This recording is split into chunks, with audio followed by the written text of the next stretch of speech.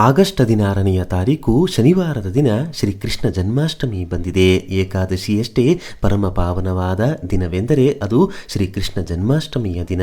ಕೃಷ್ಣ ಜನ್ಮಾಷ್ಟಮಿಯನ್ನು ಆಚರಿಸಿದರೆ ವರ್ಷದ 24 ಏಕಾದಶಿ ಆಚರಿಸಿದ ಅಖಂಡ ಪುಣ್ಯಫಲ ಪ್ರಾಪ್ತಿಯಾಗುತ್ತೆ.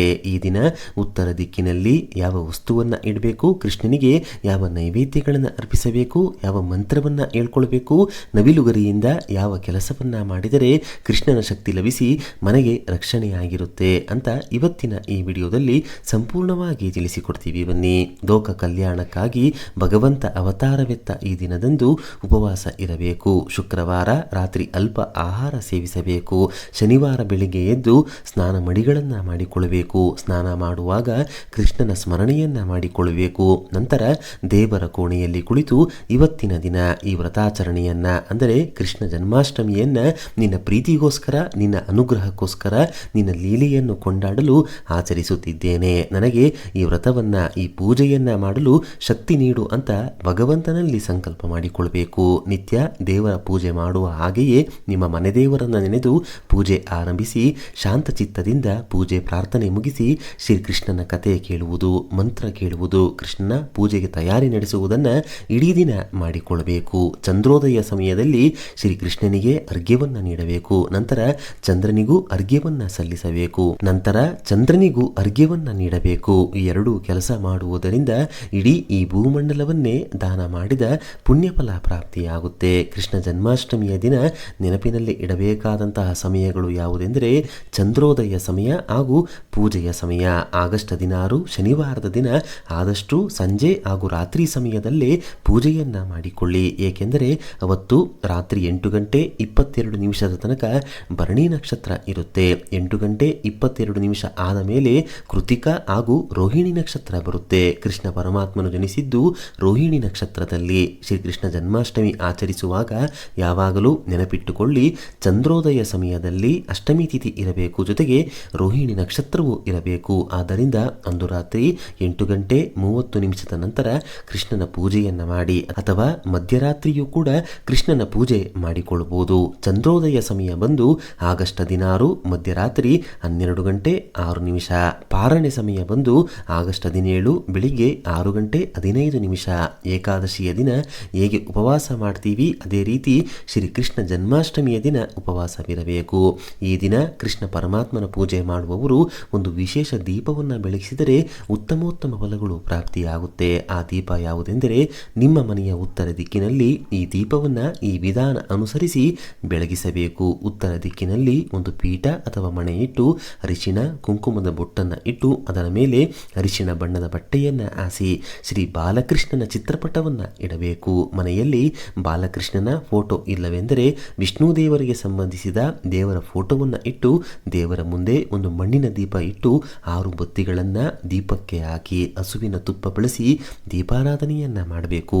ನೀವು ಬೆಳಗಿಸಿದ ಈ ದೀಪದ ಜ್ವಾಲೆಯು ಉತ್ತರ ದಿಕ್ಕನ್ನೇ ನೋಡುವಂತೆ ಇಟ್ಟಿರಬೇಕು. ಈ ದೀಪವನ್ನು ಆಗಸ್ಟ್ 16 ಶನಿವಾರದ ದಿನ ಮಧ್ಯರಾತ್ರಿ ಬೆಳಗಿಸಿ ಕೃಷ್ಣನ ಪೂಜೆ ಮಾಡಿದರೆ ತುಂಬಾ ಒಳ್ಳೆಯದು. ಇಲ್ಲ ಮಧ್ಯರಾತ್ರಿ ದೀಪ ಬೆಳಗಿಸಲು ಸಾಧ್ಯವಿಲ್ಲ ಎಂದರೆ, ಕೃಷ್ಣನ ಪೂಜೆ ಮಾಡಲು ಸಾಧ್ಯವಿಲ್ಲ ಅನ್ನೋದಾದರೆ ಕೃಷ್ಣ ಜನ್ಮಾಷ್ಟಮಿಯ ದಿನ ಸಾಧ್ಯವಾದರೆ ಕೃಷ್ಣನ ದರ್ಶನವನ್ನ ಮಾಡಿ ನಿಮ್ಮ ಮನೆಯಲ್ಲಿಯೇ ಉತ್ತರ ದಿಕ್ಕಿನಲ್ಲಿ ಈ ದೀಪವನ್ನು ಯಾವ ಸಮಯದಲ್ಲಾದರೂ ಬೆಳಗಿಸಬಹುದು.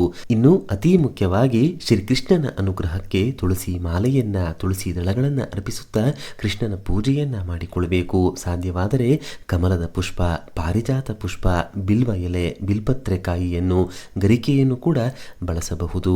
ಈ ದಿನ ಕ್ಲೀಂ ಕೃಷ್ಣಾಯ ಗೋವಿಂದಾಯ ಗೋಪಿಜನ ವಲ್ಲಭಾಯ ಸ್ವಾಹ ಈ ಮಂತ್ರ ಹೇಳಿಕೊಳ್ಳಬೇಕು. ಅಥವಾ ಯಜ್ಞಾಯ ಯಜ್ಞಪತಯೇ ಯಜ್ಞಾನಾಂ ಸಂಭವಾಯ ಚ ಯಜ್ಞೇಶ್ವರಾಯ ಕೃಷ್ಣಾಯ ಗೋವಿಂದಾಯ ನಮೋ ನಮಃ.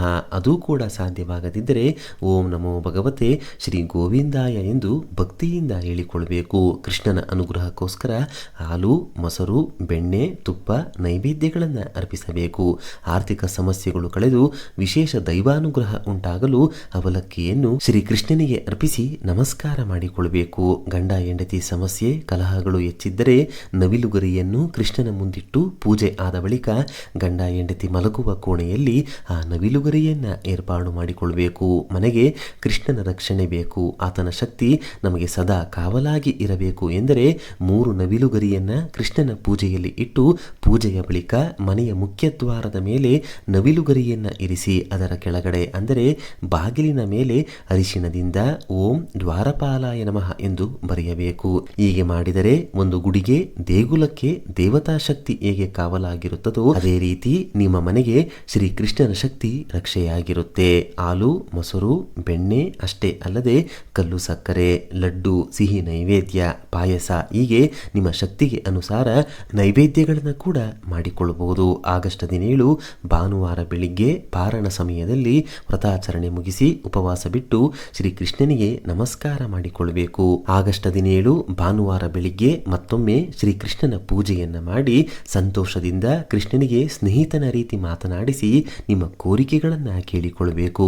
ಇನ್ನು ಕೊನೆಯದಾಗಿ ಎಲ್ಲರ ಮನೆಯಲ್ಲೂ ಇರುವಂತಹ ಅತಿ ದೊಡ್ಡ ಸಮಸ್ಯೆ ಎಂದರೆ ನಕಾರಾತ್ಮಕ ಶಕ್ತಿಗಳು, ಶತ್ರು ಕಾಟಗಳು, ಮಾಟಮಂತ್ರ, ದುಷ್ಟಶಕ್ತಿಗಳು ಮನೆಯಲ್ಲಿ ಹೆಚ್ಚಾಗಿ ನೆಲೆಸಿರುತ್ತೆ.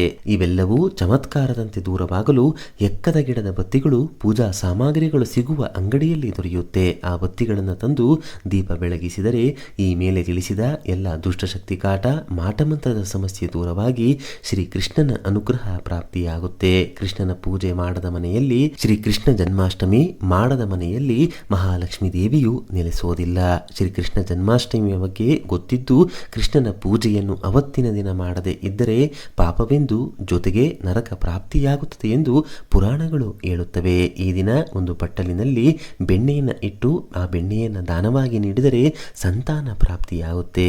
ನೋಡಿದ್ರಲ್ಲ, ಕೃಷ್ಣ ಜನ್ಮಾಷ್ಟಮಿಯ ದಿನ ಯಾವೆಲ್ಲ ವಿಧಿವಿಧಾನಗಳನ್ನ ಪಾಲಿಸಬೇಕಂತ ಇವತ್ತಿನ ಈ ವಿಡಿಯೋದಲ್ಲಿ ತಿಳಿಸ್ಕೊಟ್ಟಿದ್ದೀವಿ. ಈ ಮಾಹಿತಿ ನಿಮಗೆ ಇಷ್ಟವಾದರೆ ತಪ್ಪದೆ ಜೈ ಕೃಷ್ಣ ಅಂತ ಬರೆದು ಈ ವಿಡಿಯೋನ ಪ್ರತಿಯೊಬ್ಬರಿಗೂ ಶೇರ್ ಮಾಡಿ. ಮುಂದಿನ ಬಾರಿ ಮತ್ತೊಂದು ವಿಶೇಷ ದೈವ ಮಾಹಿತಿಯೊಂದಿಗೆ ನಮ್ಮ ದೇಗುಲ ದರ್ಶನ ಕರ್ನಾಟಕ ಚಾನೆಲ್ ಮೂಲಕ ಭೇಟಿಯಾಗೋಣ. ಧನ್ಯವಾದ ಸ್ನೇಹಿತರೆ.